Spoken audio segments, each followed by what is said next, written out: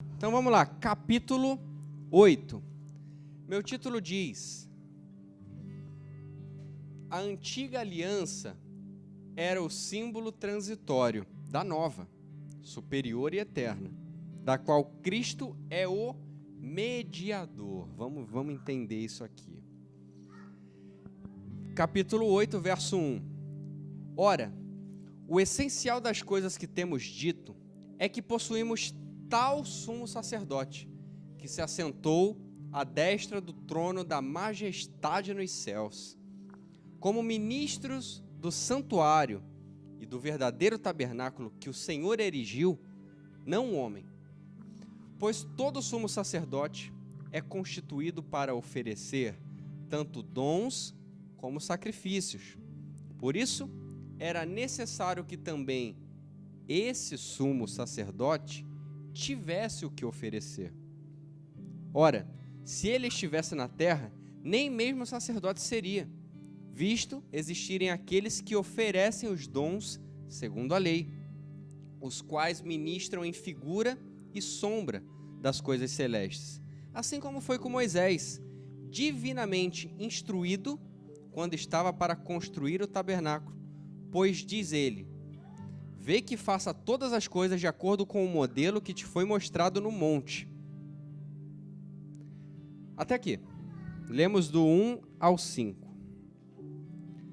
Você viu que esse autor, ele lembra aqui da primeira instrução que teve lá atrás, tempo antigo, lá atrás com Moisés. Vocês viram, né? Que Deus, de fato, instruiu Moisés a fazer lá o tabernáculo. Se vocês abrirem nesses primeiros livros, vocês vão ver que estava tudo detalhado, tantos metros, tanto tipo de material, tudo detalhadozinho para Moisés ir lá e começar a cumprir conforme a vontade de Deus. Mas agora tem Jesus, e Jesus a gente já aprendeu que é suficiente, não precisamos de mais, ou de alguém que o oriente, ele é o basta. Mas à luz do que a gente está estudando, e também na mente desse autor, o que ele está transmitindo. Lembrem-se, essa carta está sendo dirigida ao povo hebreu. O povo hebreu tinha lá os seus costumes. A gente não tinha esses costumes, mas estamos aprendendo. Por que ele detalha tão especificamente algumas coisas? Para justamente elucidar, para eles entenderem o papel de Jesus. Não sei se vocês lembram. Naquele tempo, e na história dos evangelhos aqui, Jesus era perseguido. Fazia alguma coisa, chegava alguém falando que não podia curar no sábado, o outro falava que tinha que limpar as mãos para não sei o quê, o outro que não podia entrar na casa de não sei quem, o outro... Ou seja, era crítica em cima de crítica e crítica e crítica de tudo que Jesus fazia. E a gente acabou de ver que Jesus é o nosso sumo sacerdote. E tudo que ele fez foi certo, ele não errou. Mas agora, vendo o detalhamento que o autor tem escrito aqui nessa carta, é justamente para tentar botar na cabeça dessas pessoas que está tudo correto, gente. Vocês não estão entendendo, à luz da palavra, à luz do que foi profetizado, a vinda do Messias, o cumprimento do seu ministério, do seu sacerdócio aqui. Vocês não estão entendendo esse papel? Essa era uma preocupação aqui desse autor. Essa era uma preocupação aqui desse autor. Por isso que ele detalha tanto, inclusive lembra essa passagem de Moisés. Certo? Olha só, uma coisa interessante aqui.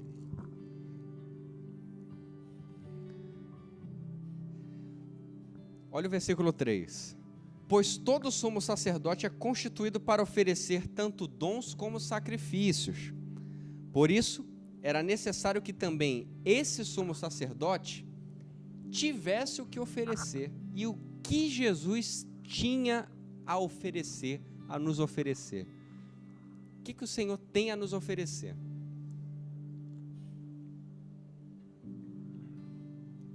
Ou melhor, beleza, ele tem a me oferecer a garantia, a salvação eterna, a vida eterna, a garantia de eu ter isso que vocês falaram. Mas vamos com calma, vamos com calma.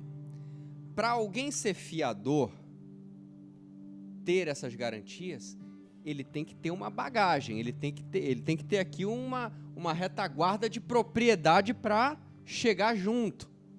Não adianta, você vai aceitar um fiador do teu imóvel que a pessoa não tem nada? É só o nome dela? Não. Ela tem que estar carregada ali de poder, de palavra, de tudo, para justamente chegar junto no último dia. E a gente já viu que o Senhor Jesus é o nosso fiador. O que ele tem que nos garante?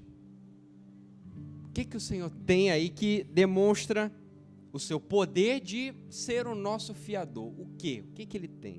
O que o Senhor Jesus tem? Estão entendendo ou não? Vamos lá, vamos com calma. A gente acabou de ler que o sumo sacerdote ali, ele oferecia, né, sacrifícios, oferecia também dons. E esse sumo sacerdote, Jesus, agora, ele também tinha que ter alguma coisa a oferecer. E essa coisa vocês me falaram. É a garantia da vida eterna, da salvação eterna. Mas o que ele tem para garantir isso? Então precisou de um ato. O que Jesus tinha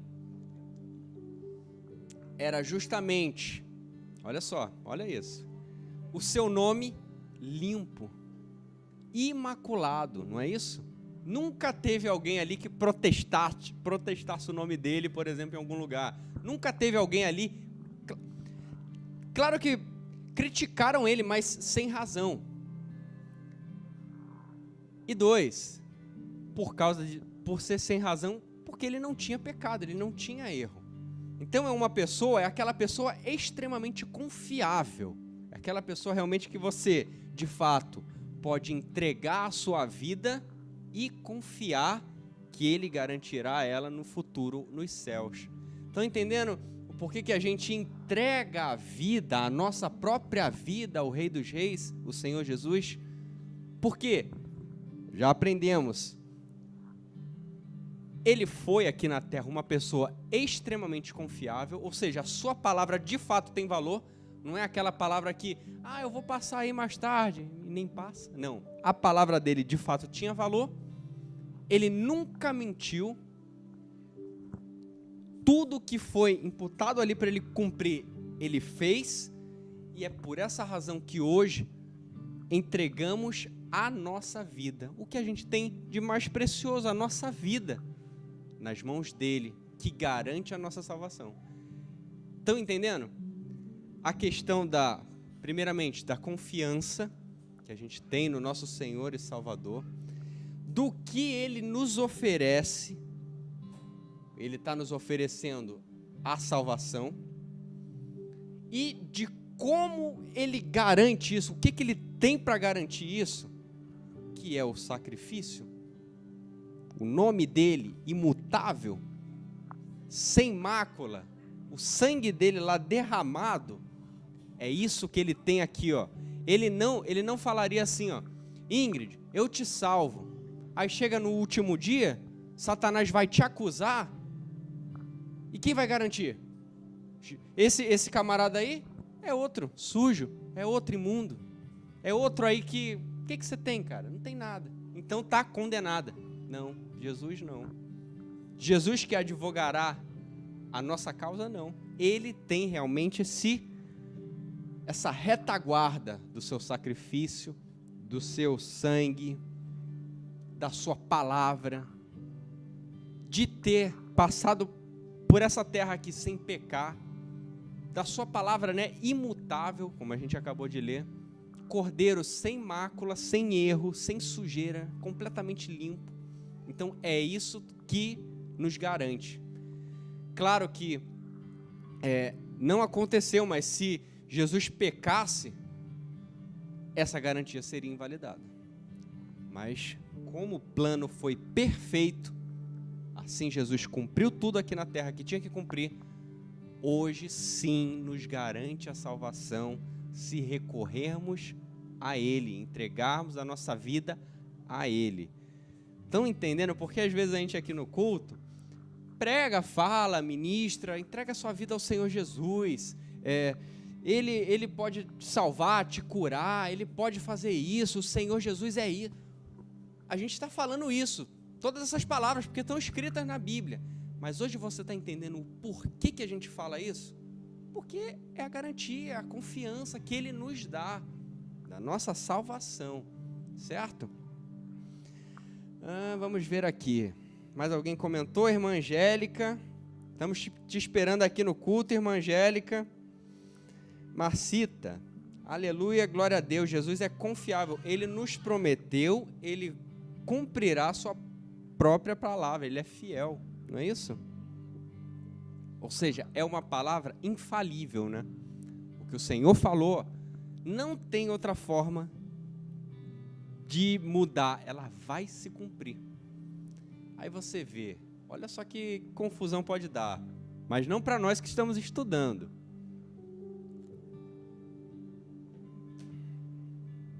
Vejam bem, se lá atrás Deus, que tem toda a ciência, todo o conhecimento, onipresença, onisciência, onipotência, já sabia que todas essas coisas aí no mundo iam acontecer, inclusive a sua própria aliança. A primeira, né, que Ele fez, depois ia vir uma nova. Deus já sabia de tudo isso, tudo. Ele é o alfa e o ômega, o início e o fim. Ele está lá e está cá. Ele sabe. Se Ele sabia de tudo isso, por que então causou toda esses caminhos, né? Antes era o povo hebreu, agora é todo mundo. Antes somente os sacerdotes ali poderiam fazer o sacrifício. Agora Jesus faz por todo mundo. Por que tem esses caminhos, né? Por que as coisas assim, às vezes, a gente vai estudando mais e começa a ver determinadas ações, sendo que o Senhor Deus já sabia de tudo.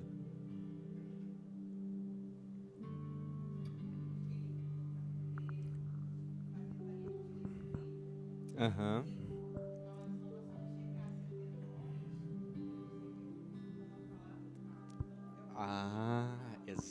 Então, exato.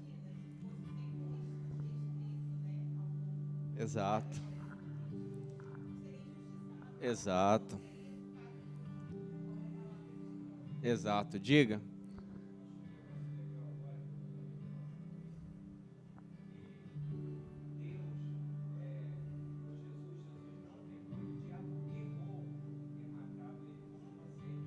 Sim.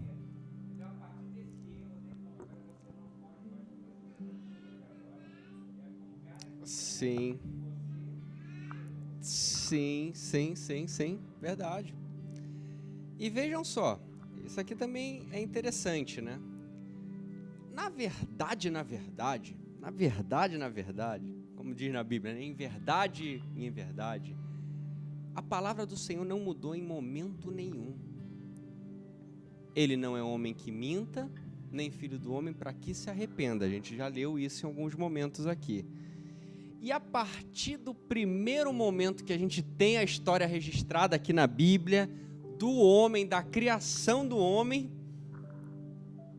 o Senhor não criou tudo perfeitamente, mas o homem não pisou na bola. Então, na verdade, tudo se fará novo outra vez, não é isso também que está escrito? O homem, o varão perfeito, será sim purificado por Jesus Cristo. E olha só que coisa, né? Isso aqui é muito interessante. Deus criou, né, o homem à sua imagem e semelhança. Isso não muda. Somos nós aqui, imagem e semelhança do Senhor até o fim. Até o fim. Não vai existir outra espécie aqui igual a nós que seja semelhante, né, a Deus, em imagem. Só que o homem, nós, vamos nos colocar, nós, que desenhamos esses caminhos todos perturbadores, desenhamos esses caminhos complexos, difíceis, caminhos até de arrependimento.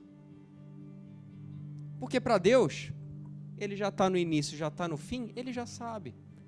Mas a gente que toma decisões que nos levam ao mal, que nos levam ao bem, que nos levam ao mal de novo, que faz a gente cometer essas coisas. Porque para Deus, ele está no início e está no fim. Ele já sabe. Mas são as nossas decisões que nos tiram do caminho, que ele trilhou uma linha reta para o céu. Criei aqui, Natan, seu primeiro dia de vida, já sei o último dia de vida dele, céu. Só que Natan vira para cá, ora está aqui, pisa na bola aqui, volta, ele que está causando a confusão. Eu já sei o início e o fim. Olha só, como é que pode, né? Porque é o pecado, né? O pecado que nos faz ter essas decisões, escolhas erradas. Enfim, vamos lá.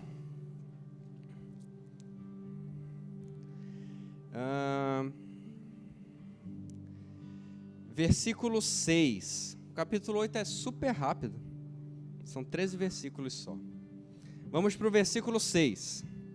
Agora, com efeito, obteve Jesus ministério tanto mais excelente, quando é ele também mediador de superior aliança, instituída com base em superiores promessas. É tudo superior, né? Vamos ver. Porque se aquela primeira aliança tivesse sido sem defeito, de maneira alguma estaria sendo buscado lugar para uma segunda. E de fato, repreendendo-os, diz: eis aí vem dias, diz o Senhor, e firmarei nova aliança com a casa de Israel e com a casa de Judá, não segundo a aliança que fiz com os seus pais, no dia em que os tomei pela mão, para os conduzir até fora da terra, no Egito. Pois eles não constituíram na minha aliança, e eu não atentei para eles, diz o Senhor. Porque esta é a aliança que firmarei com a casa de Israel. Depois daqueles dias, diz o Senhor, na sua mente imprimirei as minhas leis, também sobre o seu coração as inscreverei. E eu serei o seu Deus, e eles serão o meu povo. E não ensinará jamais cada um ao seu próximo, nem cada um ao seu irmão, dizendo: conhece ao Senhor, porque todos me conhecerão. Todos, desde o menor até o maior. Pois para as suas iniquidades usarei de misericórdia, e dos seus pecados jamais me lembrarei. Quando ele diz nova, com N maiúsculo, torna antiquada. Está assim na Bíblia de vocês? Torna-se antiquada a primeira. Ora, aquilo que se torna antiquado e envelhecido está prestes a desaparecer. São palavras interessantes. Vejam só o que o autor acabou de falar aqui. Que o Senhor Deus constituiu essa nova aliança e que ela, por ser nova, torna a antiga, nas palavras do autor, antiquada. Caramba! Será, meu Deus? Será que se a gente lê o Antigo Testamento, na nossa realidade de sociedade hoje, algumas coisas são antiquadas, pai? Diga.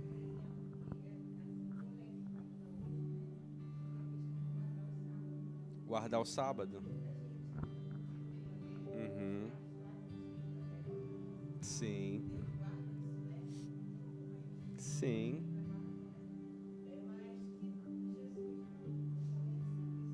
Sim, sim. Caramba, verdade.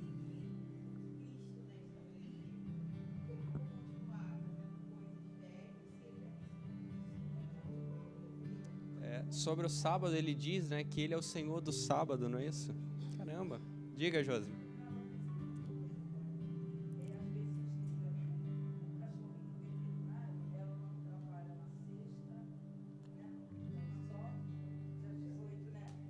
Aham.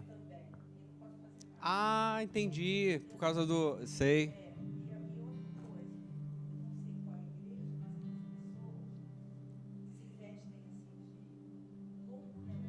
Sei. Sei.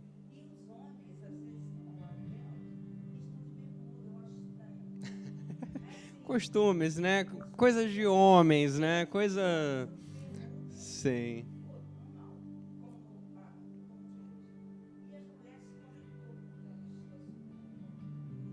Uhum. Olha, é bem interessante uma coisa que eu também acabei de lembrar. Vejam só. Isso aqui, à luz da Bíblia. Lá atrás, eles falam o seguinte, que o que condena um homem, claro, a gente sabe, é o pecado. Mas existe um fator aí que diz para você que é pecado. Igual na nossa sociedade. A gente sabe o que tem que fazer na rua, o que eu posso fazer na rua e o que eu não posso fazer na rua. O que eu posso fazer com o meu irmão aqui e o que eu não posso fazer. O nome disso é lei. Para a nossa sociedade, existem leis. Se a gente descumprir, a gente paga, multa, vai preso. Mas se a gente cumprir, está tudo certo. Exato. À luz da Bíblia, existem lá os 10 mandamentos, né? Constituídos por Deus, gravem, por Deus, para nós. Só que reparem uma coisa. Jesus veio aqui na terra, cumpriu todos eles sem errar nenhum. Isso a gente já sabe. Mas reparem uma coisa interessante, à luz de uma interpretação, tá? Olha a pergunta que eu vou fazer a vocês. Se não existisse a lei, os mandamentos, nós pagaríamos pelo erro ou não? Vou tentar melhorar. Se não existisse alguma coisa aqui na Bíblia que me falasse, não furtarás, não tá, apagaram, não existiu. E lá no passado eu pegasse uma coisa aqui e furtasse, eu seria condenado ou não?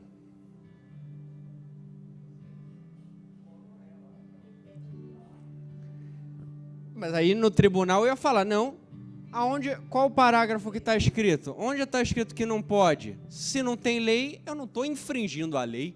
Não existe, como é que eu vou infringir?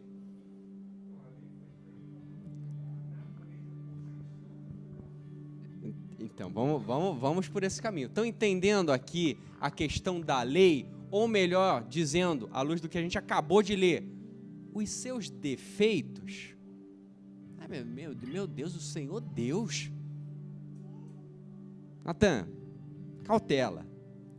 O Senhor Deus não é homem para que minta, nem filho do homem para que se arrependa.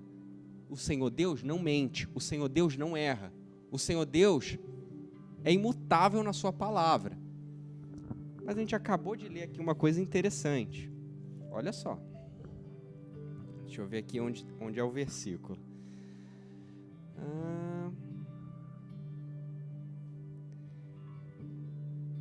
Afirmarei na sua mente. Meu Deus. O 13 fala da questão antiquada, né? Comparada à primeira, envelhecida prestes a desaparecer, mas não é essa não. Ele fala uma coisa com defeito. O 7.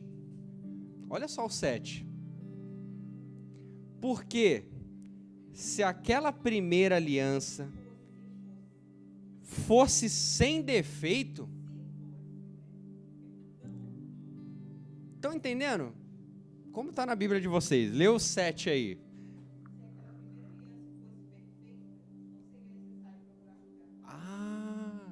Então, olha só. Caramba, meu Deus. O Senhor eu sei que não erra. Porque Jesus veio aqui e cumpriu tudo, certo? Então não errou. Mas a gente acabou de ler aqui. Porque se aquela primeira aliança tivesse sido sem defeito, de maneira alguma estaria sendo buscado lugar para uma segunda aliança. É uma correção, a vinda de Jesus Cristo. Vamos corrigir o rumo agora da humanidade.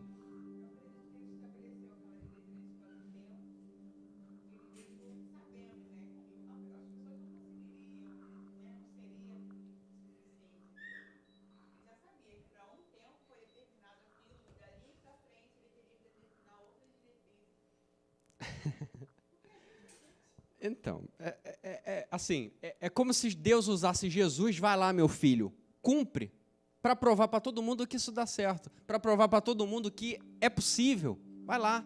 E Jesus veio e cumpriu tudo. Mas a gente não cumpre tudo, a gente falha. E por falharmos, é aí o precioso papel de Jesus Cristo na nossa vida, nos garantir que eu cumpri a lei. Então, cheguem a mim, entreguem sua vida a mim, que eu consigo provar para vocês que é possível alcançar a salvação. Eu alcancei. Em Jesus falando. Estão começando a entender? Diga.